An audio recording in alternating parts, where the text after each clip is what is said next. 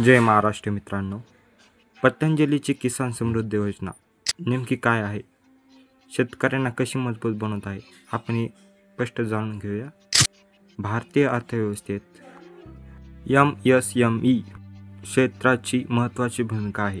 हे क्षेत्र देशाच्या GDPमध्ये 30% अधिक योगदान आहे आणि लाखो लोकांना रोजगार निर्माण करत आहे. पतंजली कंपनी या क्षेत्राला बळकटी देण्यात आली, स्थानिक व्यवसायांना प्रोत्साहन देण्यात आघाडीवर आहे.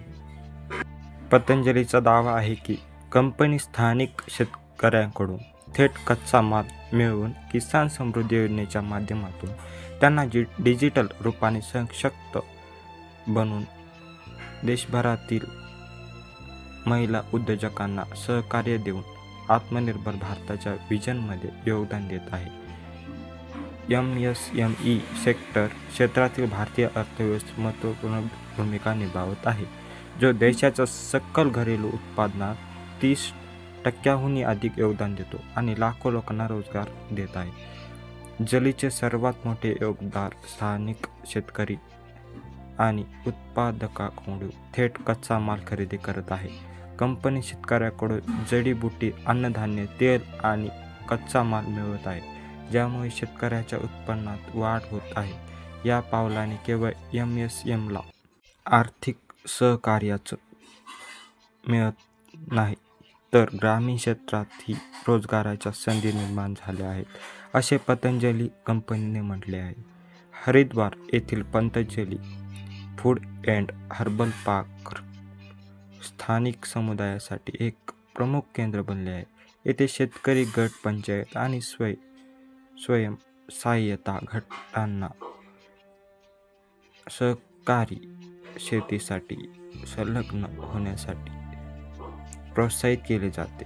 यामुळे शेकडो लोकांच्या रोजगाराची निर्मिती झाली आहे आणि ग्रामीण पायाभूत ढाच्याचा बदल झाला आहे. किसान समृद्धी योजना काय? शेतकऱ्यांना डिजिटल रूपाने सशक्त बनवण्यासाठी पतंजली किसान समृद्धी योजना सुरू केली आहे. या योजनेअंतर्गत शेतकऱ्यांना मोबाईल ॲप सारख्या आधुनिक तंत्रज्ञानाचा पोहोचत आहे. त्यामुळे स्मार्ट रॉयल ॲनालिसिस, हवामान अंदाज आणि रिअल टाईम बाजार भावाची माहिती मिळत आहे. हे टूल त्यांनी सूचित आणि लाभदायक निर्णय घेण्यास मदत करीत आहे. तसेच पतंजली इनव्हॉइस बेस्ड फायनान्सिंग प्रदान करण्यासाठी फिनटेक कंपन्यांसाठी भागीदार केले आहेत.